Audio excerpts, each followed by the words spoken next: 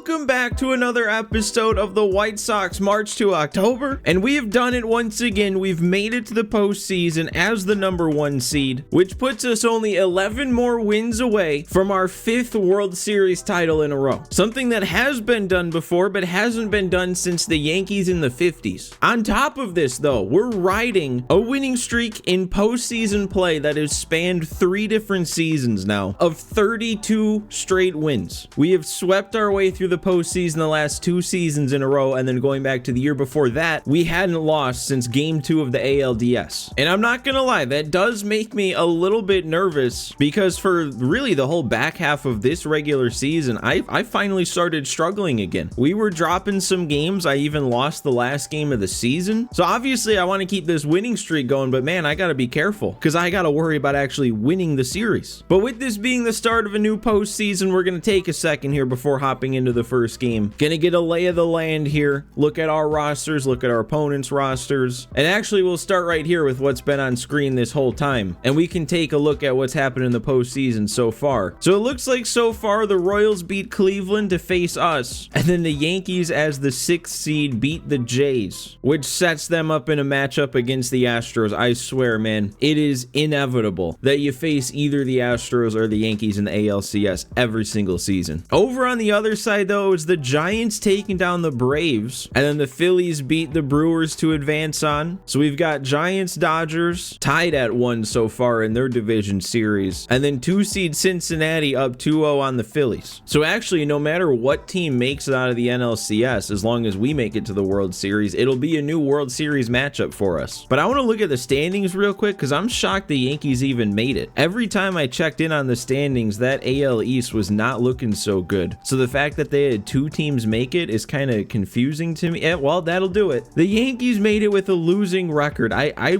bet that hasn't happened in baseball. I don't know, maybe I shouldn't speculate if I don't know, but yeah, that's crazy. 80 and 82 gets them a postseason spot, and then they won their first series against the team that won their division, which really wasn't much better. And wow, the Angels missed out with the same record, so the Yankees had a tiebreaker over them or something. So 88 and 74 was the best record in the AL besides us. 2 teams got there, but we have so far left to fall for it to even be competitive. And I guess if we're looking at this, we can look at everything. Phillies won the NL East. Braves got the wild card with over 90 wins. The Mets finish 86 and 76, don't make the playoffs, and the Yankees finish 2 games under 500, and they do. NL Central, the Reds actually got over 100 wins, 103 and 59, and I bet the Dodgers did the same thing. Yeah, 108 and 54. But we saw this last season with the Dodgers too. They had the best record in the NL, I think by far, over 100 wins, well over, and then they couldn't make it to the World Series. We were supposed to have the matchup of destiny with them, and they couldn't pull their own weight. All right, and then taking a look at our roster heading into this first series against the Royals, the game decided to keep Termarr Johnson up, which means Gavin Sheets isn't here, but that's probably for the best. Johnson's a better overall player. Pitching, though, is where it always gets weird, and it got weird again because Tyler Wells is up here out of absolutely nowhere. I think this has happened all 3 of the last seasons too, because 2026 didn't play, 2027 pitched in 1 game, and then this year didn't play in the regular season, but I think he's been on the postseason roster every year, and that comes at the expense of Jose Leclerc. So we could have had what would it be, like 7 higher overall pitcher if we would have gotten to keep Leclerc over Wells, but we've got a plenty good bullpen. We should be fine. They also took the liberty of moving Dustin May back to a reliever spot and Woodruff into the rotation, even though Dustin May was probably our best starting pitcher, because I had him in a starting pitching role. And I don't know how this is going to work. I don't even know if it will work, because I feel like the game does let you reorganize your rotation in the postseason if you want to, but when you start trying to move people from the bullpen to the rotation, that's where it kind of gets weird and your decisions get overruled. So I'm going to try to move Dustin May into the starting rotation, and I'm going to try to move him up to the 2nd spot so he'll pitch in game 2. I would move him to the 1st, but game 1's already started. Grant Taylor's pitching anyway, regardless of what I do. And then I'm also going to move Gallen up to the 3 spot in the rotation because we know what he can do in the postseason. Whether or not it lets me keep it like that, we'll see. And then real quick, last last thing before we get into the series, let's take a look at what we're up against here. And at a glance, the Royals don't look all that impressive. I mean, you got Bobby Witt at a 98 overall. He's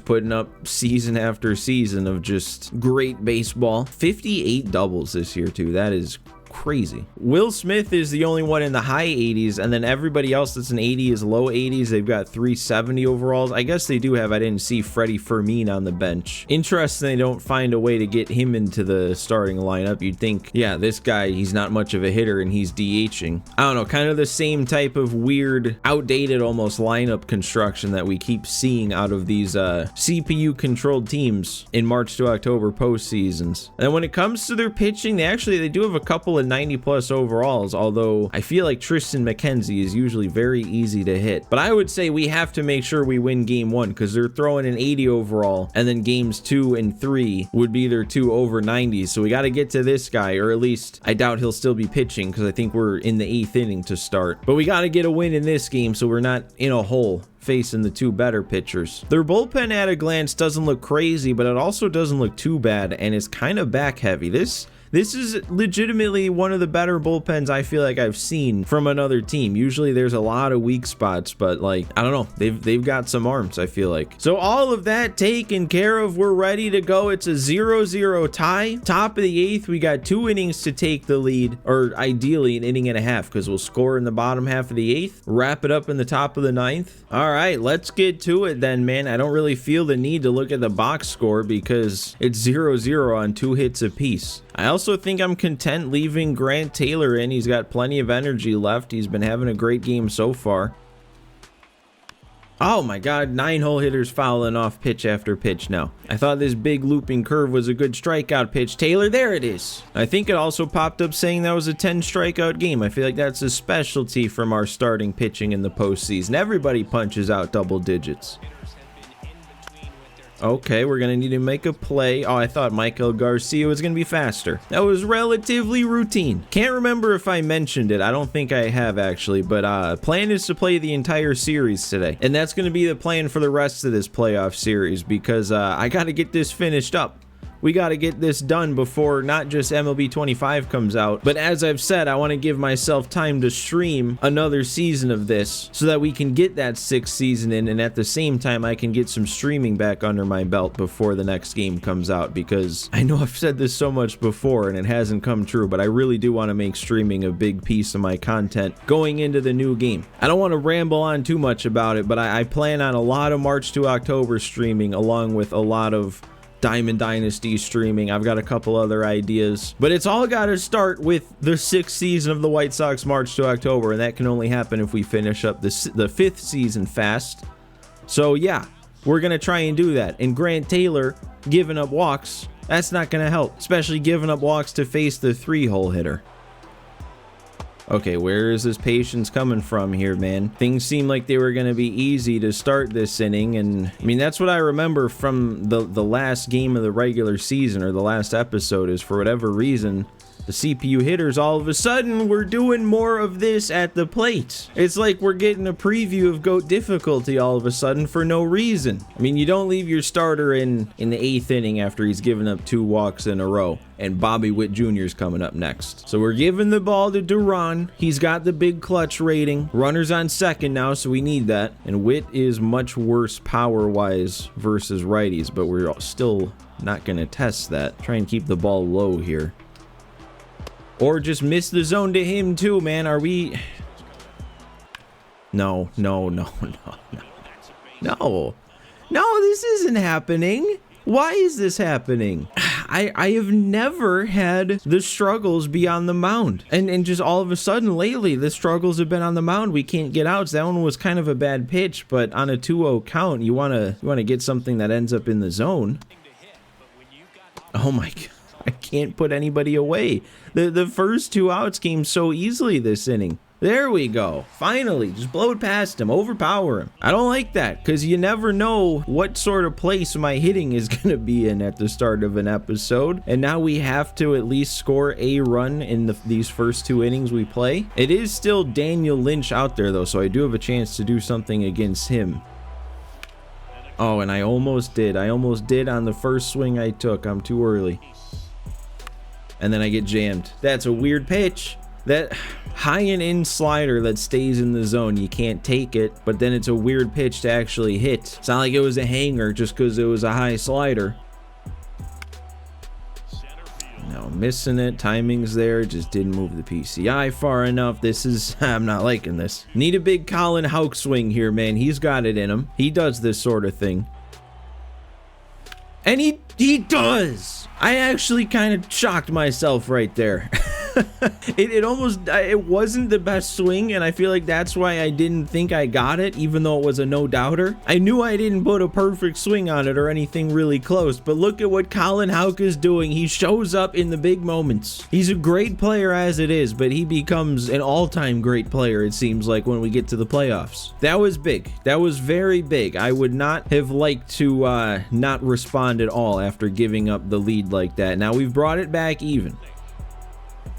And Fletcher, no, it's usually going up the middle that play is made. Thought that one might sneak through. And we're gonna go to the lefty here because this first hitter, he's got reverse splits as a righty. He does not hit lefties well, and then we've got two lefties due up after. And they're still sitting there looking at everything, man. Need some swings on pitches I don't miss right down the middle. I don't like that one. There we go. That, I mean, I'd prefer him not to foul it off and that just be a weak grounder, but that's the kind of swings I'm talking about. Swing at the borderline pitches. There it is. Okay, that helps. Taking 2 strikes to start this AB. Can we still get that lefty-lefty slider working? We can. Look at him. That was one of the worst swings I've ever seen. Okay, there we go. Another 0-2 count. Now the slider. Okay, that's going to work too. At least I think, man. I almost missed that throw. Time to walk it off. We've got ourselves in a good spot. All we need is one. What are we going to see here? They are bringing in a righty, and we've got 2 lefty matchup platoon bats to start. I could leave Mejia in for this one. Mejia is solid against righties, but I don't think I'm going to. I think I am just going to go ahead and get Shea Langoliers in this game. He's got the capability to end it on one swing. One of our biggest power threats. Way early on 97. That's... oh, and then I wait back too far on the slider. Okay, good take. Crazy good take if I'm going to give myself credit, actually.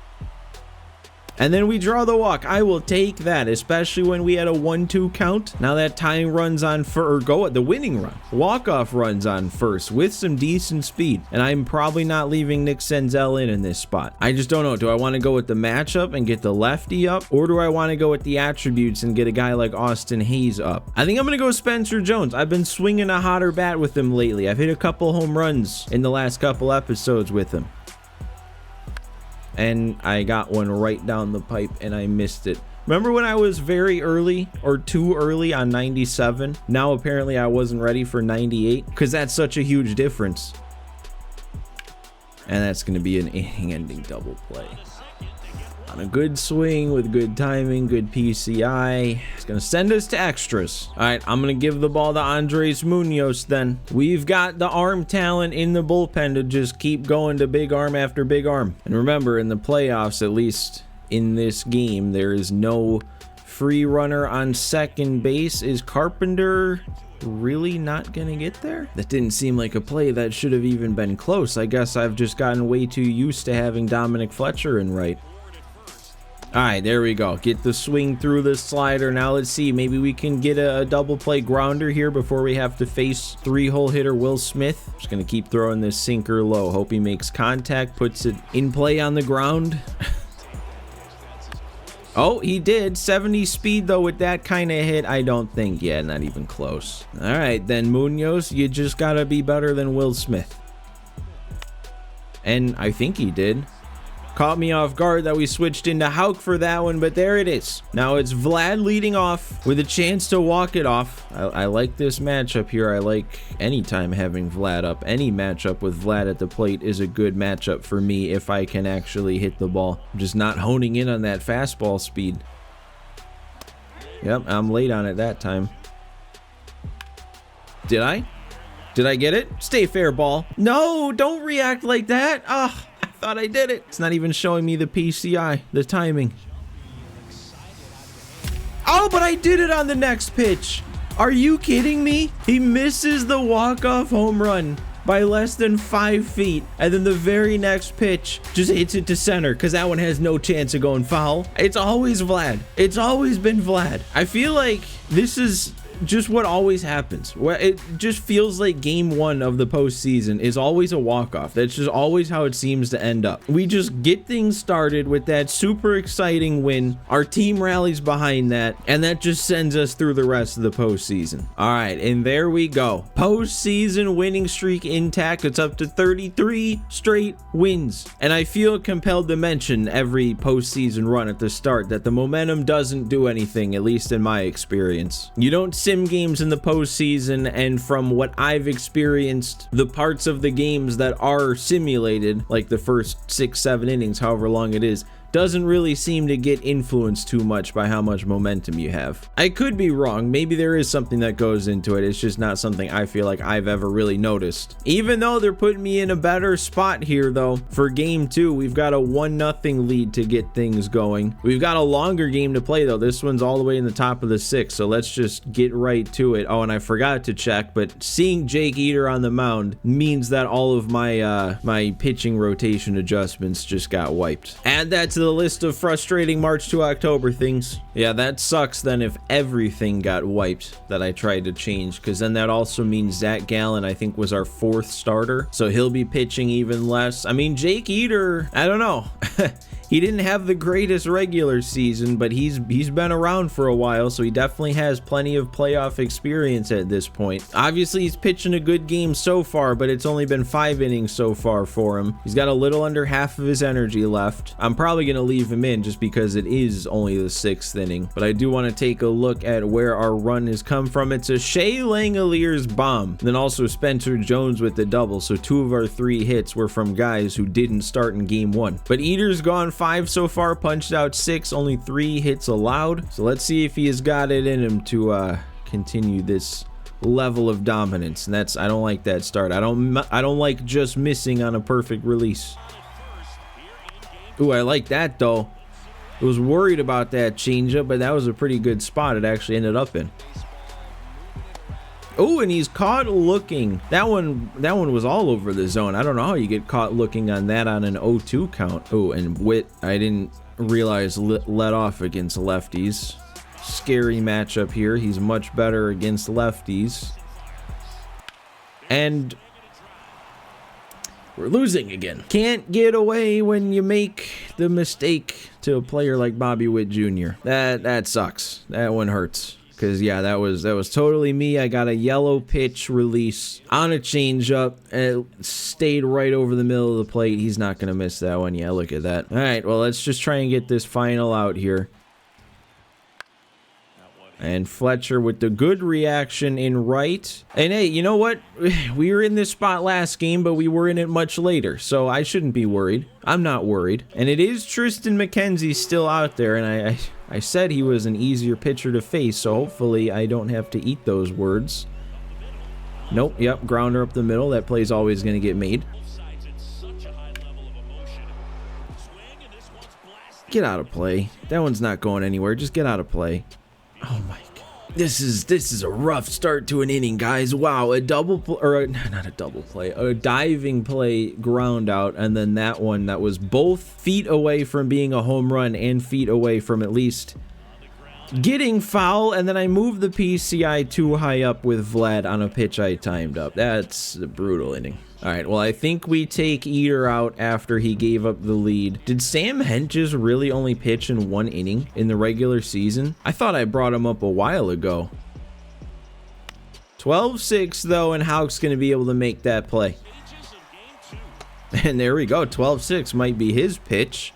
Get the grounder, now a punch out in the dirt. Didn't even really realize, but I'm pretty sure this is the first time I'm using Sam Hentges this year. So that's the first time I'm ever using him in this March to October. Paid him a couple $1 million to get stuck in AAA and then pitch in 1 inning. Make it pay off here now that it's the postseason. There we go. What an inning. Still got a lot of time left. I'm still not super worried. We have so many guys really all up and down this lineup. 1 swing and it's a tie game. And, oh, that's the pitch to have that 1 swing on. That's got to get up through. Please, run it out at least. All right, 63 speed's enough. Oh, and that's it for McKenzie. Dang, I was kind of hoping we'd get to face him a little bit more. I didn't want to see a quick hook like that. Okay, though, but we're familiar with this guy. Why is he the first one out of the pen? He pitched 2 innings, I think, or into 2 innings because we hit the homer in that 2nd inning. Yeah, he is not coming in with full energy. Still more than I would have thought. Oh, I guess I did. Yeah, moved it too far. Are you... Gonna tell me I had good timing on that one too. I am pretty sure. We're moving the PCI too far. That's the drawback of the more sensitive stick settings that I have on, but then at the same time, I feel like I'm making more perfect swings overall, so it's like I don't want to change it back. But then in a bat like that happens where I whiff on pitches right over the plate, it makes me reconsider. And okay, and now that's just the strategy. It's like the CPU knows, man. Come on. And that's gonna be, oh my god, dude. Oh, an overthrow. Get to second. Nobody's there. Nobody's backing him up. Okay, and we're in. I slid the wrong way. It doesn't matter, though. A little bit of luck on our side. Let's make this pay off. Who we got? It's Houck again? Yeah, he can do it. Tied last game up. Why not do it again? Get down. Get down. That is going to get down, and it's going to be extra bases. Colin Houck did it again. Leave it to this guy. Oh, that time I didn't move it enough, and I was a little behind it. That could have been a lot of damage. At least we got it back tied. Okay, we are going to go back to Andres Munoz for the 8th here. Threw it real nice last game, so we're relying on the same sort of thing. And there we go. This time that jam sinker gets us an out. Okay, there we go. 2 pitches, 2 outs. That was a little bit scarier just because he hit it hard. I kind of hung it. No, we guess Munoz just can't get through an inning without giving up a blooper. Gotta get this guy, though. I don't want to bring up Bobby Witt with 2 on and 2 outs. Let's make him start an inning. There we go. We got our grounder. Montgomery's there. That's what we needed. Needed to keep the score tied. Now, how about we take the lead this time in the 8th instead of having to worry about walking it off again? Why are they leaving this guy in, though? I don't get it. And it's gonna work. Like, he's already pitching 2 days in a row. He gave up the game in the last game. Now he gave up the lead in this one. Why would you still have him in? Finally, look at that swing, dude. I don't move the PCI too far. I time it up. Game gives me a line out. Very generous.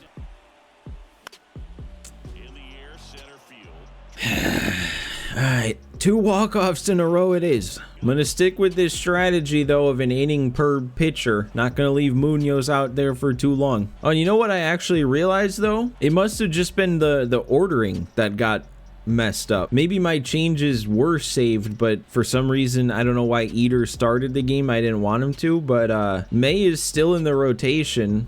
Woodruff's not, so I don't know how Eater started. I thought I put him as the 4th starter, but I don't know. We don't need to worry about that right now. We need to worry about getting Bobby Witt Jr. out. Okay, he's helping me out. He's taking 2 strikes. He's not expanding his zone, though. Come on. Figure something out here. Blow it past him up and away. I mean, you don't want to give him something he can take either, because then he'll be a threat on the bases. Yeah, that works. All right. Saw that yellow release, and I got scared. Okay, we got the grounder. Vlad made me a little nervous, though, without moving, but it works. He got there. All right, we got it. Jones with a good reaction. It's not carrying enough. And look who's due up, man. Look who's leading off the 10th, or the 9th. It was the 10th last game. We're still in regulation for now. Ooh, and this time they are going to their big arm. Alex Lang coming in not a safe situation. Oh, and we got the pitch, dude. Got the pitch. No. No. Vlad? He did it again to the same spot, just not quite as far. Back to back walk-off solo home runs from Vladimir Guerrero Jr. And if this was a day game, the last game was a night game, that means he had 2 postseason walk-off home runs within 24 hours. I mean, that's ridiculous, man. Both games, we give up the lead, Colin Houck ties it, and then Vlad walks it off with a homer to center field. How are we gonna win the next game then if we're not at home to walk it off? All right, then let's see what the clinching game 3 is gonna look like on the road. They're gonna give me another good spot here. They're gonna give me a lead, or am I gonna have to work? I mean, well, I was gonna say, are they gonna give me the lead or am I gonna have to work? I guess they gave me the lead, I gave it up and still had to work. But this one, they're giving me 2 runs. They're spotting me 2 this time. We can't blow it this time, right? Look at the rest of the DSs though. It's 2-1 Houston over Yankees, and then over in the AL, it's 2 deciding game 5s. We're the only ones that have a shot at a sweep, so let's do it. Let's assert our dominance. Dustin May does get the start in this one, so that's good. I can't believe I forgot to check on that again, but it seems like at least somewhat my changes got saved. At least we are seeing a Dustin May start. All right, and here we go. Dustin May, 77 pitches. He's got 2 runners out there, but let's see what his energy's looking like. Oh, he's in the yellow. We might have to take him out. First, though, let's see what we've done to get us this 3-1 lead. Nobody's gone deep, but we've got 2 hits from Kerry Carpenter, 3 from Langoliers. One of Carpenter's was a triple. Jordan Lawler has a double. Couple stolen bases on the board, and it seems like up to this point, Dustin May's been looking real good. 5 hits allowed, only the 1 earned, and 9 strikeouts. You know what I'm gonna do? I am gonna take Dustin May out of the game. Not gonna risk it, not gonna chance it, and we're gonna go to Duran early. So this really is playoff strategy here, bringing in like our back end arm, or one of our back end arms here in the 6th inning. This is what you do. There we go. He's swinging at the 12-6 out of the zone. That's a big first out. Nobody gets the chance to move up a base. This, though, is mainly the reason why I went with Duran, because we've got to deal with the heart of the order. We've got Will Smith and then Bobby Witt Jr. due up. Unless I can get Smith grounding into a double play, which I guess if I want him to do that, I shouldn't be throwing fastballs up. Okay, we'll just punch him out too. I mean, that does mean we have to face Bobby Witt. He's already beaten me at least once with Duran so far. He got that base hit, obviously hit that homer. He's beaten me a couple of times. Don't like seeing any yellows there. We don't want to hang anything to him. Okay, let's not miss there in the par, Duran. If we're gonna miss out of the zone. Don't leave it over the middle. Okay, we got him. 3-2 count. I went splitter. I was not gonna give him anything to hit. I was pitching carefully there. If we walked him, we walked him. But we got the better result. Now the hope is, since we used our big arm to get out of that one, now with a 2-run lead, we can just kind of coast to the end here. And yeah, let's put up even more. First swing, Dom Fletcher getting himself on lefty-lefty. No, why am I chasing that? Why? The 2-1 count, I'm swinging as circle changes in the dirt. Oh, I almost did the same thing, but no, we'll draw the walk. The game was generous. And I don't know, that brings up Vlad. Only a 182 average leads me to believe literally the only 2 things he's done so far is hit those 2 walk-off homers, which obviously is 2 big things. It's just also, I don't know, does that mean he can't do it before the 9th inning? Is that all he's good for right now? 1 swing? Okay, well, we'll move him up. That's gonna be very nice. Base hit should score 2. Oh, they're not gonna give me the chance at a base hit. They're just gonna put me on for free. Take on Kerry Carpenter then. I know it's lefty-lefty, but I trust him. Oh, and I just missed it. That would have been nice. It's still gonna, well, that's actually not as deep as I thought. It should still get us a run. Yeah, that's not even gonna be close. Oh, and I missed that one too. Unless that drops in because they're playing him deep. Nah, it hung up too long. That could get down? Oh, it will. I don't know why I thought he was going to come away with that one. That is going to be a bases clearing double. It's okay. You can't be too mad. We extended our lead. We doubled our score. All right, we don't want to overuse Duran then. Still want to keep him usable for the next game if we need him, although he is going to need a rest day at some point. Oh, caught looking up and in. We're just counting down the outs. 8 to go at this point. Okay, let's recalibrate here. Why are we down 3-0 in this count? Oh, okay. Didn't know how that was gonna go, leaving one out of the zone there on a 3-2 count with all the patience that guy had, but he didn't look so good. Okay, 12-6 grounder. That's another one. Clean. Things are starting to look real good to advance and keep this winning streak going. And they're bringing this dude in again. Nope, missed that one. Guess when Colin Houck doesn't have a tying run to drive in, we can't quite get the good swing with him. Nope, just missed that one too. I thought I was on it. I don't know. The intensity is very much died down here. I'm not dialed in every at bat with a 5-run lead. I feel pretty safe. Oh, and I just missed that one too. All right, well, nothing going then in the 8th, but that's fine. I'm thinking we can get away with throwing Tyler Wells out there for the rest of this game. 2 more innings, 6 more outs. There we go. Look at him getting the punch out.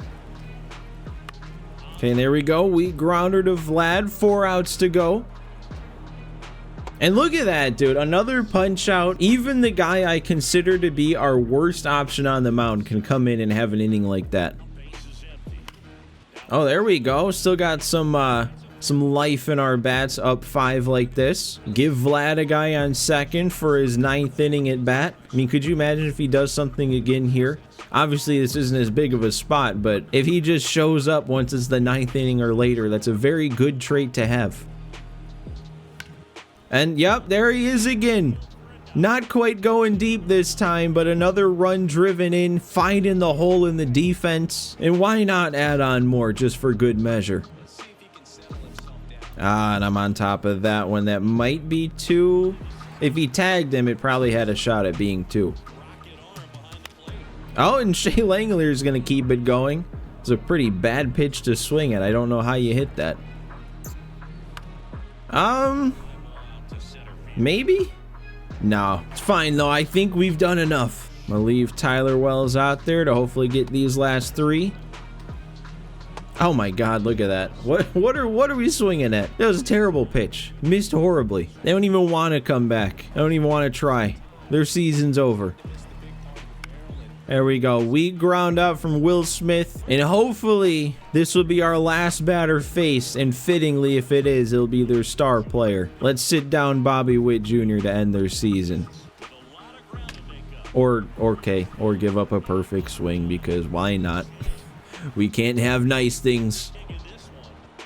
There we go. We'll just sit down Vinny Pasquantino to end it instead. That's another postseason series sweep. I believe that's 9 in a row. And that would bring us up to what? 35 straight postseason wins. All right, and it's all about who's next then. Is it going to be the Yankees or is it going to be the Astros? I almost hope it's the Astros just because we've faced the Yankees so many times, and it is the Astros. I don't know what's been going on, but after every single game, it's popping up with these server exception things. This isn't supposed to happen until the launch night of the new game. What's going on? But there we go. The matchup is set for the next episode, and I remember going back to this offseason with the moves that the Astros were making. It felt like they were going to be the team we were going to have to take down in this last step before making our 5th straight World Series. And it does all come back around to it. They have Luis Robert Jr. He's probably leading the charge for them. He's trying to get to his 5th straight World Series. But we can't let that happen. And also, wow, man, look at the other side. The 1 and the 2 seeds both got knocked out. The only other 100-win teams in the league are both done. It's down to the Giants and the Phillies have taken an early 2-0 series lead. But yep, that's where we're going to call things for today. Next episode's going to be the entirety of the ALCS, and I'm going to try and get it out as soon as possible, because like I said, the more I wait, the longer it takes for me to finish up this season, the less time I have to stream one more. But as always, guys, thanks for watching. Thanks for hanging out with me again, and I will see you next time. Yeah, I will.